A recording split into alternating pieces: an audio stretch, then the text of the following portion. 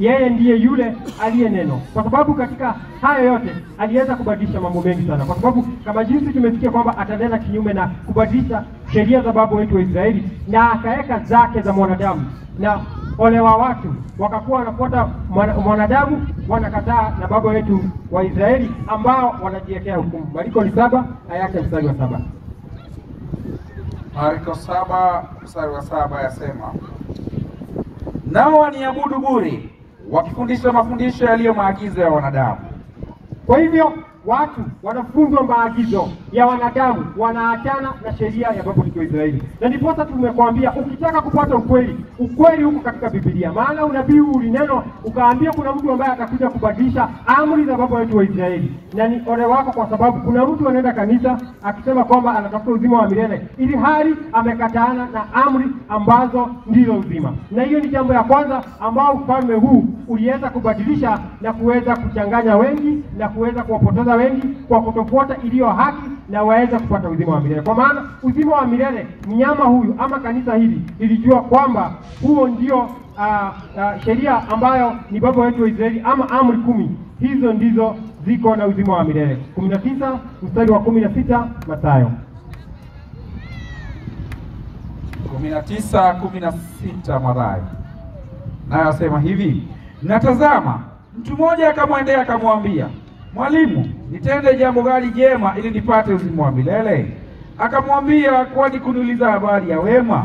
Aliye mwema ni mmoja, lakini ukitaka kuingia katika uzima, zishike amri. Kwa hivyo ni wazi, ili upate uzima ni kushika zile amri ambazo mnyama huyu ama ufalme huu ama kanisa hili liliweza kuzibadilisha ili watu wasipate uzima wa milele. Kwa hivyo ndugu na dada yangu, wacha kudanganywa na sarakasi mingi. Sarakasi ambazo zitakupa uzima wa milele. Uzima wa milele unapatikana tu katika maandiko matakatifu na katika ukweli ulio katika maandiko. Kwa hivyo haya ni baadhi ya mambo ambayo yatatuma kutuonesha huyu ni nani tunaweza kunena. Na kwa sababu muda unahusu sana historia, tutajaribu kuingia kwa weupe wa moyo ili tuweze kuangalia huyu ni nani. Kwanza tumesikia kwamba ni mwanamke ambaye alikuwa ameloa na damu ya watakatifu. Kanisa hili pia ama ufalme huu ndio uliweza kuangamiza watakatifu wa baba wetu wa Israeli ili waweze kukataana ama waweze kuachana na ukweli ambao Mwokozi wetu alikuwa amewapa. Na ili tuweze kudhibitisha kwa undani, ili tujue ni nani huyu ambaye alienda kinyume na baba wetu wa Israeli, ni vizuri tudhibitishe katika maandiko matakatifu ili nasi tusije tukakuwa tunanena yaliyo yetu. Kwa hivyo baadhi ya mambo ambayo tunajua kwamba huyu ndiye aliyekuwa akineno.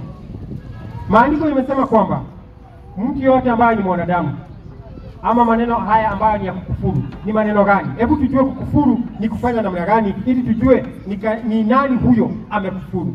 Siku moja Mwokozi alitaka kupigwa na mawe. Kwa nini alitaka kupigwa mawe? Katika 10:30 Yohana. Ili tujue ni nani ama ni kanisa gani hili ambalo tunanena kuhusu watu watoke ndani yake wakimbilie uzima wa milele katika nyumba ambayo ni ya baba wetu wa Israeli.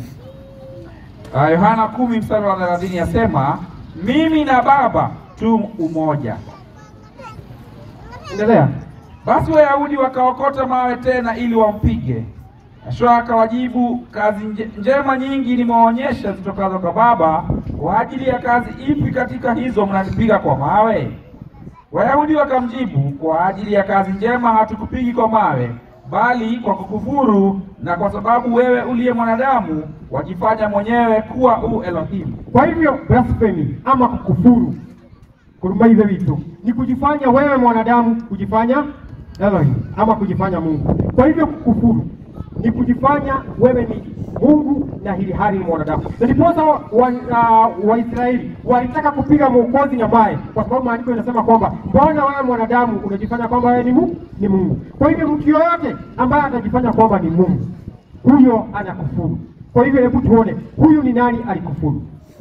Kwa hivyo kuna mmoja ambaye anajiita mtakatifu ama akajiita baba mtakatifu. Kwa sababu lazima tuchunguze, tuangalie. Tukasikia kwamba hakuna yule ambaye anafaa kujidanisha na baba wetu ambaye ni mtakatifu aliye mbinguni. Lakini kuna yule anajiita dhahiri na tunajua anajiita baba mtakatifu. Ya kwanza maandiko yamekataa kumuita mwanadamu yeyote isipo mzazi wako baba. katika Mathayo 23 aya yake ya 9. Sasa ni wakati wa kufunua yule mwanamke ama yule ile kanisa ambayo ilikuwa katika ufalme ule wa Kirumi, ambayo imewapoteza wengi, ambayo inakuja kupigwa na mapigo, ili na wewe ujinasue, ujiangalie huko mahali pale. Hebu tusikie katika Mathayo 23 mstari wake wa 9. Mathayo 23 mstari wa 9 yasema, wala msimuite mtu baba duniani, maana baba yenu ni mmoja aliye wa mbinguni. Huyo ni Mwokozi wetu. Amesema vizuri dhahiri wazi ya kwamba msimuite mtu yoyote baba, maana baba yenu ni mmoja aliye mbinguni. Hiyo ni Mathayo 23 mstari wa 9. Tumesema kama ni kuandika, uandike ili uende urudie na uone kwamba tunanena katika ukweli ulio katika maandiko. Kwa hivyo hufai kuita mtu yote baba isipo mzazi wako.